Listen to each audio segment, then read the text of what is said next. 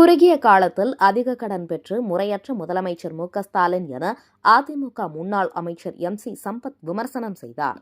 கடலூர் திருப்பாதிப்புலியூரில் உள்ள தனியார் திருமண மண்டபத்தில் அண்ணா திராவிட முன்னேற்றக் கழகம் வடக்கு மாவட்டம் சார்பில் முன்னாள் முதல்வர் ஜெயலலிதா பிறந்தநாள் ஆலோசனைக் கூட்டம் மற்றும் தேர்தல் செயல் வீரர்கள் கூட்டம் நடைபெற்றது.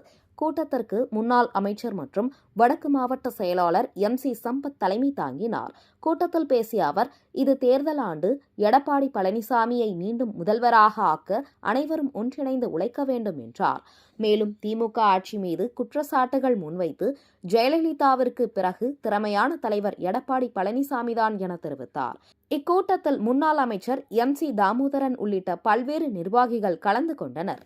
கிட்டத்தட்ட 10,849 கோடி ரூபாய் உபரி வருவாயாக மகளிர் உரிமை தொகை செலவு ஷார்டஸ்ட் பீரியட்ல 2 monthsல புரியல, ஜனவரி பிப்ரவரி மாசத்துல இவ்வளோ எக்ஸ்பெண்டிச்சர்.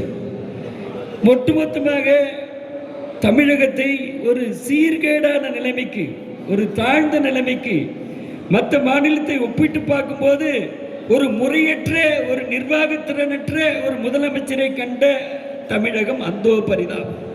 ஸ்டாலினை 5 ஆண்டுகளாக முதலமைச்சராக கண்ட ஒரு தமிழகம் என்று கேட்டால் அந்தோ பரிதாப நிலைமை.